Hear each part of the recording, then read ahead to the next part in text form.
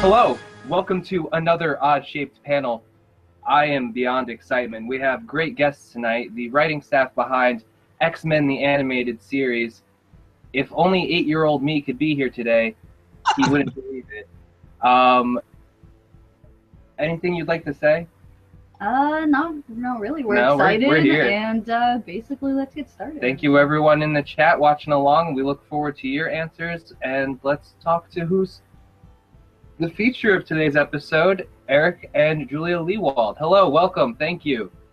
Listen, thank you. Thanks, Tom. We really appreciate this, the opportunity to just chat face-to-face with folks, since, again, mostly it's just going through Twitter or our XMENTAS.com website, so it's really nice to talk. Yeah, and when you're doing the work, you work at home by yourself, and 9 months later somebody watches it on TV. You never really make the connection, but it's nice to make the connection and see people that actually seen what we've written. It's very humbling, and it's very gratifying. And just to clarify up front, and there is plenty of credit to go around to everybody. Eric is the fellow who, on the writer's side, developed X-Men for TV, and is responsible for being story editor, series writer for the entire run of the show. I had the privilege of writing a couple scripts for the show. He and I met because we're both animation writers, and my first job was at Disney TV Animation on the Disney Afternoon. That's where we met, and then when he got this opportunity for X-Men, I got to be a fly on the wall for most of it. I got to attend a lot of meetings, and pitch other stories that I didn't necessarily get a chance to write, but got to be there for the process. And it's just gratifying that folks are remembering it fondly, that you all grew up well, If I'm correct, you were the writer on Days of Future Past Part 1, correct? Yes, I was. That is a good episode as well, so don't sell yourself short. Thank you. All of it. And she would have written a lot more episodes, but she was having a couple of sons at the time, so sorry about that spit take. But that intruded a little bit. But she did help with us setting up all the stories, so she did keep her hand in. I just love this interview because as a couple doing the show, we often have to do things together creatively. I mean, do you have any advice for us? Separate desks. We need desks. Yes. Yes, start with desks. Our desks, you can't see it from here. His desk is over there. This is my desk. We can be here in our home office once we're sitting in front of our computers and go from breakfast to lunch, and not even talk to the other person because we're just focused on this. Then we go out to lunch together. That's our big break for the day. Yeah. And that's where we read magazines, catalogs, and stuff. Yeah. And then we come back, and we're back in front of our computers. Yeah, but if we need to talk something through, which often, then somebody's 8 feet away, and it's an easy. Oh yes, it's easy to get a hold of them. I've kind of, in my own way, never understood folks who, as a couple, don't want to be together, or I could never stand it then why are you together? Then again, it's a personality thing, but I appreciate folks who can appreciate each other. Yeah, we always use the reference like war buddies. Guys come back from war for a tough day at the office, and if their spouse hasn't experienced that, it's hard to get across, who you wanted to punch out that day. But if you both have the same stupid boss, it really, you really can bond over it. Very cool. That's very applicable. Thank you. Well, we have some great questions submitted from some great fans in our community, and so we figured we'd have you start them off if you don't mind. Our friend Cal at Viren J. Javu asked, who is your favorite X-Men from the animated series? Just speaking in terms of to write for, and each character had things that made that more fun to write for, or made it more of a challenge to write for. But I got to tell you, Beast, I love me some Beast. His eloquence, his intelligence, and being a girl. Oh, the damaged romantic poet soul he had. Oh my God. What's in a name? That which we call a rose by any other name would smell as sweet. And a thing I didn't realize until recently, and I'm embarrassed, before I was born, no, Star Trek, I get entered fangirlism with Star Trek, the original series, and it wasn't until recently, it's like, wait, Dr. Leonard McCoy, wait, Dr. Hank McCoy, oh my God! I've been in love with Dr. McCoy my whole life and I didn't know it. But, Two of them. Yeah, what are the odds? But yeah, Beast was my favorite to write for. I got a soft spot for Beast. I always felt that I was someone, as a kid watching the show, I felt, why did they never explore Beast and Storm having a relationship of some sort? Because they were both, of all the characters on the series, they seemed the most intelligent, most well-spoken, most level-headed, have their lives together, etc., etc., etc., of all the other characters on the series. Yeah, I have to go with Beast as well, just because like he's so well read and he always has those little literary references, and he's a character that sticks by his convictions, as we see in his beginning arc, where he's like, no, I'm gonna go to jail, like I'm going to do what's right in my heart, and I'm gonna wait for my day in court, and we're gonna do this the legal way. Stone walls do not a prison make, nor iron bars a cage. Yeah, in my case, it was probably, of all people, this is not necessarily a fan favorite, but for me it was Professor Xavier, because I had I had a dozen writers working for me, and we're trying to make, off and on. They'd come in, they'd leave, they'd do a script, they'd go. And together we all had to try to, talk to each other and make this stupid, difficult thing work. So I felt like the dad with all the X-Men around me, and so I think I sympathized most with Xavier. Where are you?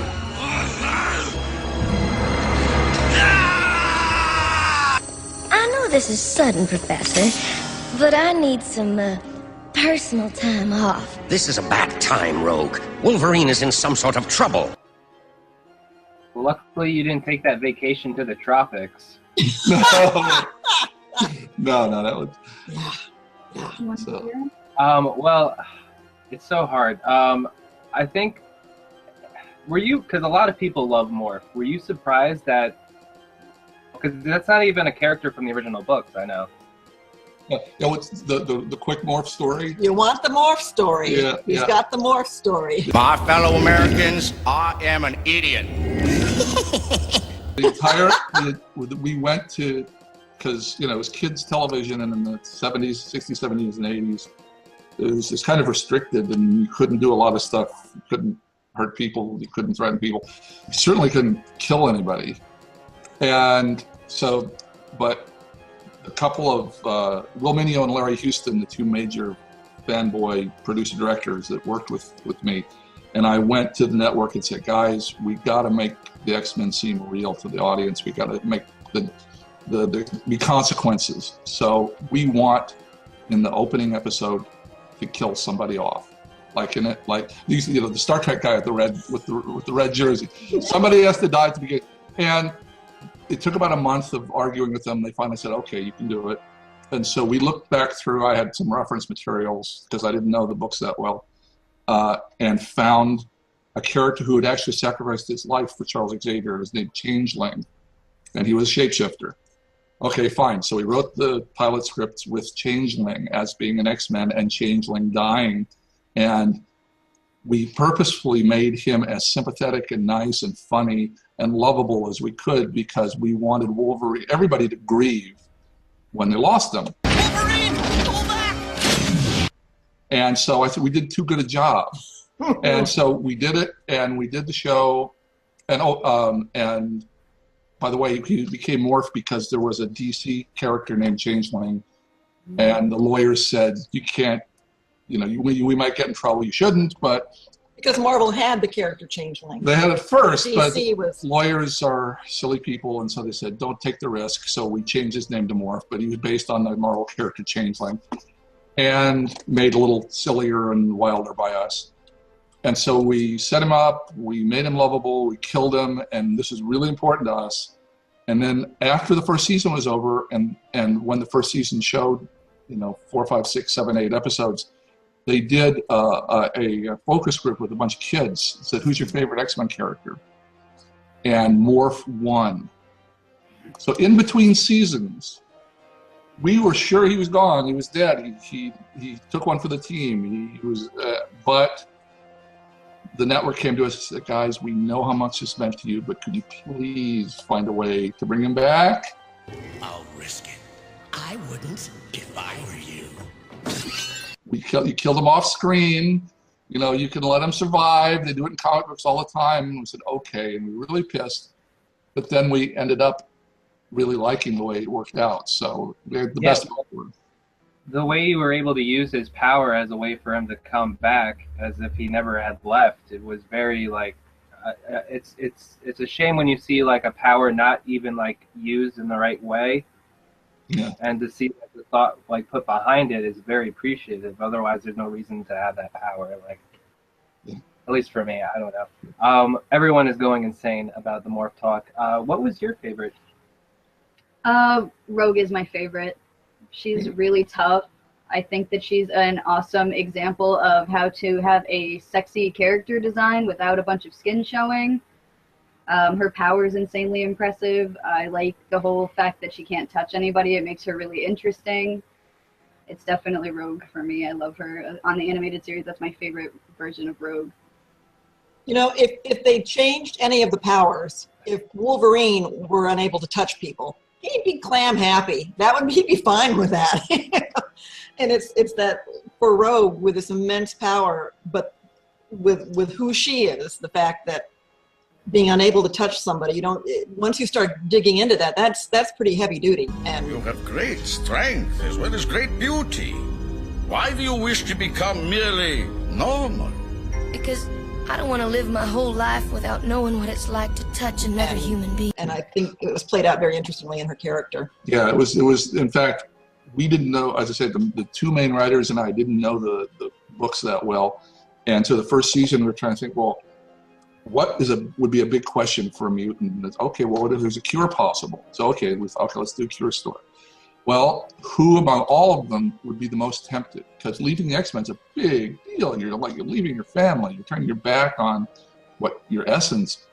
And Rogue's problem is so dire. It's such a tough personal problem that we thought she'd be the most believable one that would be tempted to maybe go. She ends up not. She ends up saying, no, I'm not going to go. But the audience believes she'd be tempted because she's in such a tough spot. Everybody wants to have superpowers, and Rogue has superpowers, only her superpower hurts her. You know, it steals the psyche of other people. It messes with her own mind. So just to be a hero, she has to pay a price every time.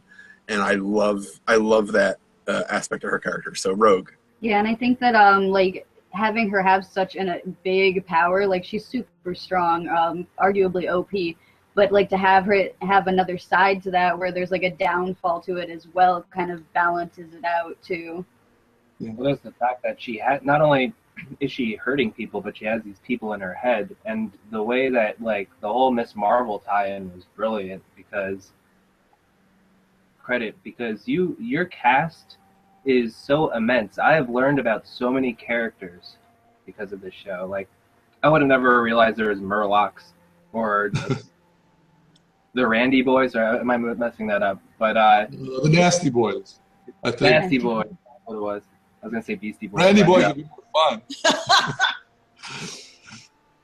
But yeah, it's cool. And Sauron's my favorite. If you go through the episodes with a sharp eye, Larry Houston, whom Eric's mentioned, producer, director, yeah. And artist. We are strictly on the writing side of things. We can't draw lick, but these guys are amazing. And Larry Houston was a big Marvel fanboy coming into this project to begin with.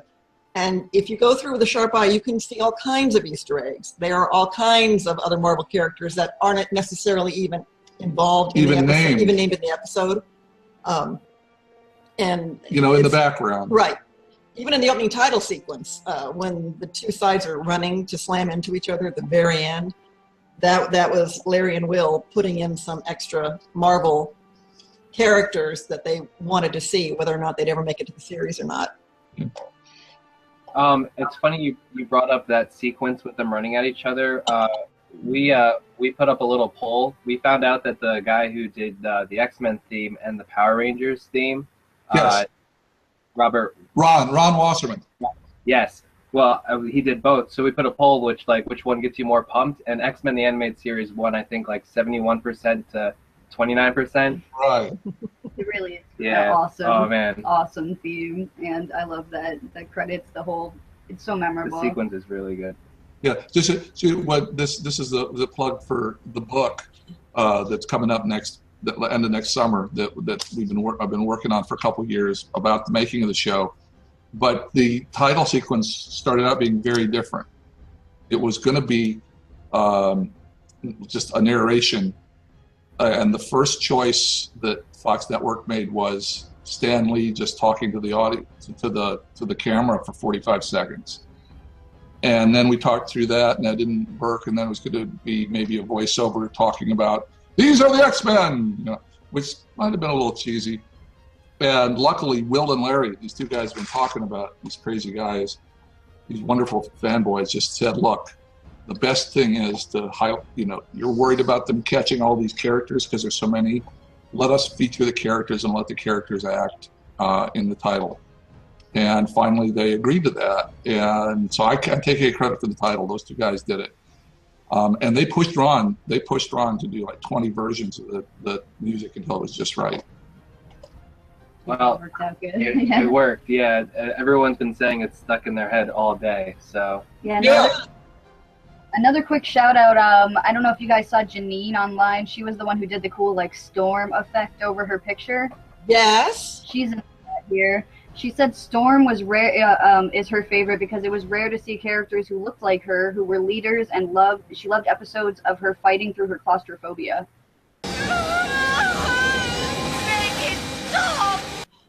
I was the one who got to write Whatever It Takes, an episode in season 2 where Storm goes back and deals with that there. But I'm so glad to hear that you like that. And I'll always say, hey, if you really pay attention, the strongest X-Men are the women. No one waves a flag. No one's saying, oh, Wolverine, woo. But Storm, Jean Grey, and Rogue, they can fly. Another girl who's a regular on the show, Candace, also cosplays as Storm, so she's definitely like a beloved character amongst our group for sure. Oh, good. Glad to hear that. It's a toss-up. If you don't want to count Magneto as an X-Man, even though in many iterations he was an X-Man, I would say also Cable was kind of not an X-Man, but an X-Man at the same time. Computer, body slide to HQ, now. That old boy sure knows how to make an exit. So it's kind of hard if you want to go by that. I would say either Magneto or Iceman, even though he was a one-off character. It's hard for you to pick because it's all the one-off characters. I wasn't a fan of any of the main cast. I love all the X-Men, but if I really have to pick, well, bub, probably Wolverine or Gambit, because they both have a lot of charm. They got great backstories, and they both got pretty distinct voices. Keep an eye on me, Gambit. You might learn something. Bad you don't know how to do anything but pick pockets and steal candy from babies. Look out! I've always been drawn to these characters, no pun intended, but like, they're both really tragic characters when you think about it, and I really sympathize with them, and the fact that they just keep chugging along in this thing called life, and just they make friends, enemies, and may or may not have love interests. I ship Wolverine and Jean as well. I don't like Scott. I think he's a douche. Yeah, I agree. We were talking about how I'm a Wolverine and Jean shipper, and that comes from, like, if I was in Jean's situation, it's just so funny to me that, like, you should obviously pick Wolverine. You gotta pick, like, Cyclops is nice, but he's kind of a weenie. Yeah. I think Wolverine's, like, the bad boy. Like, it's appealing. I don't understand why she was so torn. Like, I understand, like, they're gonna have her pick the nice guy or whatever, but Scott's a weenie. I would have definitely went Logan all day. Yeah, I was all about that. And the one, like, the episode where he's, like, holding her picture and, like, touching it, like, that's one of, like, the famous scenes, but I think, can't remember what season that was, what episode. That meme, you mean? I have my stick. Has to be Gambit. I always loved Gambit. I had the action figure when I was a kid. Don't know what ever happened to it. He better be more careful with his mouth. You better stop worrying about my mouth and start worrying about these. You asked us, who's your favorite X-Man from the animated series? Oh, did I ask that? Because I could have sworn Tom said someone else's name like 17 times. Wrong. No, I'm pretty sure it was Viren Ja Deja Vu. Like I've been saying for my entire life. Favorite X-Men probably be Wolverine. I mean, it's kind of the obvious answer. I just like his character, I like his story, and it's just, I think he's the first X-Men. I think my first ever introduction to X-Men was my cousin bought me a comic book for Christmas. And after that, I started watching the series because he got me into it as well. And I just always was attracted to Wolverine, his, like, just his attitude, and, like, he was a badass. He had cool weapons. He had cool mutant powers. So I always liked him. So I would have to say Wolverine. Our friend Delisha at Delisha_Renee asks, what character do you think had the best story arc?